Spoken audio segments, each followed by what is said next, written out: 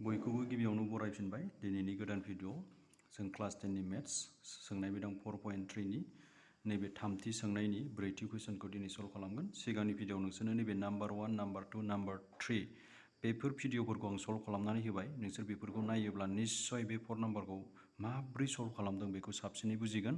ओंखायनो आं बयखौबो खावलायबाय नोंसोरो नाम्बार 1, नाम्बार 2, नाम्बार 3 खौ नायथार। आरो नाम्बार 1 खौ नायनो हायोब्लाथ' बेस्ट जागोन। बेफोरखौ नायोब्लाथ' बेखौ साबसिन बुजिगोन होननानै आङो डाइरेक्ट बुंखागोन।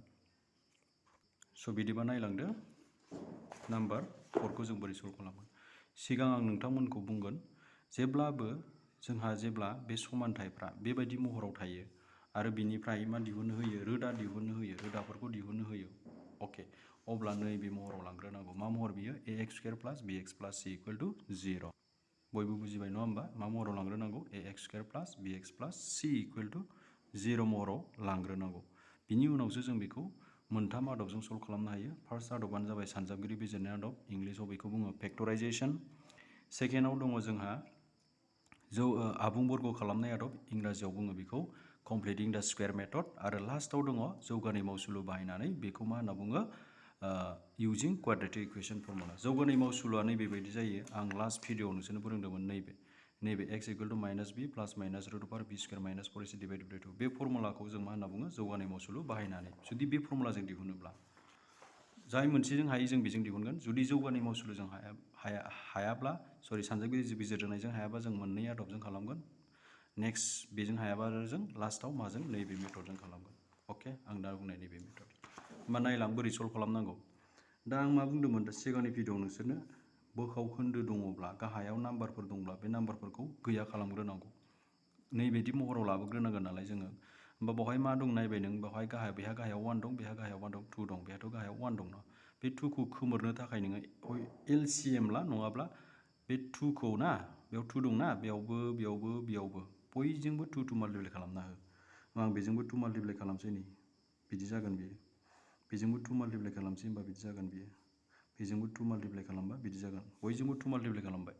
आरो बयजोंबो 2 माल्टिप्लाइ खालामनांगोन नों, बिथिंल' 2 माल्टिप्लाइ खालामबा जानाय नङा। बिथिंबो माल्टिप्लाइ खालामनांगोन, होनबासो दानफिन जाजोबगोन ना बियो। होमबा मा 2x² मा जागोन? 4x² जागोन। नै 2 जों 2 दानजाबाय दा। होमबा मा थालायखो? मात्र 1ल' थाबाय। होमबा बे मा जागोन? 2x मा जागोन? 4x। अके, होमबा जोंहा बै महराव लाबोनांगौ नै। ax² नि उनाव x गोनाङा फैनांगौ आरो उनावहाय हारसिं थानाया जानांगौ। होमबा 4x² बेखौ बिथिं लाबोबा मा जागोन? -4x जागोन। आरो अलरेडि +1 दंखायोना नै। एबार बियो बै महराव थाबाय नै, ax², bx आरो c महराव फैबाय। प्लास माइनासआ नो डाउट टेनसन लानाङा बेखौ, माइनास प्लासआ थाखागोन बियो। बेयाव प्लास बाजे बेयाव प्लास जाजोबनांगौ, बेखौ दा सान। बेवहाय जोंहा मा महराव फैदों? ax² आरो bx आरो c महराव फैदों बियो, नङा होमबा? ax² नैबे, bx आ नैबे, c आ नैबे। होमबा दानिया नों बेखौ जुदि जौगानाय मावसुलु बाहायनानै बानायनोब्ला एबा नैबे फर्मुलाजों बानायनोब्ला नोंनो मा नांगोन? नै नायनानै लाखा। मा नांगोन नोंनो? e नांगोन, b नांगोन, c नांगोन। अके, होमबा एआ सोर जागोन बावहाय? सोर जाना दं एआ? एआ जों x² जों थाफानाया ए जायो, आरो x जों थाफानाया b जायो, आरो हारसिं थानाया मा जायो? c जायो। बेखौ नाहरनाय। x² जों थाफानाया ए जायो, x जों थानाया b जायो, हारसिं थानाया c जायो। होमबा मा जागोन? नों डाइरेक्ट लिरदो बेवहाय, बा इंलिस मिडियामफोरनि जुदि स्टुडेन्टफ्रा नायदोंबा हियार लिरबानो जाबाय। एआ बेसेबां? 4, bआ बेसेबां? -4 दै। +4 बा लिराबाबो जागोन, खिन्थु माइनासबा हले मा लिरनांगोन? -4। आरो cआ सोर? cआ +1। प्लासखौ लिराबाबो जायो, खिन्थु माइनासबा लिरबानो जाबाय। स' जों बेखौ नैबे फर्मुला बाहायनानै बानायसै नालाय, ओंखायनो नों लिरदो x = -b। सिगां फर्मुलाखौ खनसे लिरना लाग्रो। सिगां फर्मुलाखौ खनसे लिरखांनायनि उनाव नोङो मा खालाम? फज'लांबाय थाबानो जाबाय। फज'लांबा माबोरै जागोन? नै माइनास bआ मा जागोन? माइनासआ माइनास, b मानि नै -4, ओंखायनो नों ओरै होनांगोन, ब्रेकेटाव होनांगोन। bआ -4 नै, ग्रोब फज'फैबाय। प्लास माइनासआ प्लास माइनास। b² मानि मा जागोन? bआ जुदि -4 ब्ला b² होननाय लोगो लोगो मा जागोन? -4² जागोन। -4², माइनासआ माइनास, 4आ 4, 4ac आ मोनथामबो माल्टिप्लाइ जाना दं, ओंखायनो आं बेवहाय डट होदों दै। डट मानि माल्टिप्लाइ। एआ सोर? 4, cआ सोर? 1, 2a मानि मा जागोन? 2.4 जागोन। एआ 4 नालाय। होमबा नायलां बियो माब्रै जागोन नायलाय।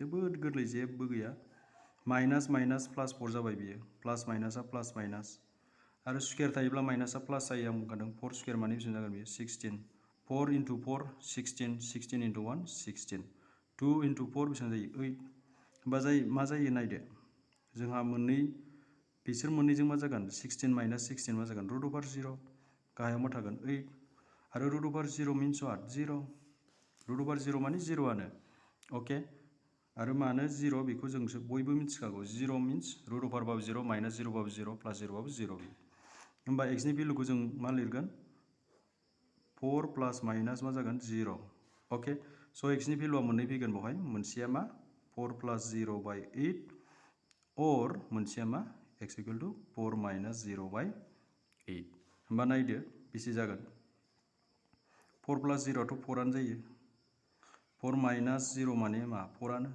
होमबा नाय 4 खौ 8 जों डिवाइड खालाम 2 जागोन 4 खौ 4 जों डिवाइड खालाम 1 जागोन 4 खौ 4 जों डिवाइड खालामबा 1 4 खौ 8 जों डिवाइड खालामबा 2 माने गोजौनिखौबो गाहायनिखौबो जों 4 जों डिवाइड खालामबाय अके होमबा x नि भेलुआ मोननै मोनहैबाय ना x नि भेलुआ बेसेबां मोनहैखो 1/2 बेयावबो मा 1/2 होमबा जों x नि जा मोननै भेलु मोनहैयो जोंहा बेनो सल्युशन ओंखायनो लिरदो देयरफर दिहुननो गोनां रोदाया बा इंलिश मिडियामना रुट्स r होननानै लिरदो मा लिरबानो जाबाय रुट्स r मा 1/2 1/2 मोननैबो मा 1/2 1/2 अके बे मेथडजों हागोन नोंसोरो बे मेथडजों लिरबानो नोंसोरो गोरलैसिन बुजिगोन होननानै आं सानो आरो मोनसे मेथड दङ सानजाबगिरि बिजिरनाय आदब फेक्टराइजेसन बेजोंबो गोरलैमोन बेखौ जों हागौमोन बेजोंबो खालामबा स' नोंसोरो नो डाउट बेजोंनो गोरलै मोनखादोंब्ला बेजोंबो खालाम आरो नोंसोर जुदि निजायै गाव जुदि नाजानो गोसो दंब्ला फेक्टराइजेसन मेथडजों बेखौ खालामनो हागोन स' दिनैनि भिडिअआ बेखिनियावनो थाथ'थोंसै उननि भिडिअआव नोंसोरनो नैबे नाम्बार 5 खौ सल्भ खालामगोन बिदिब्ला भिडिअखौ नायलांनो दाबाव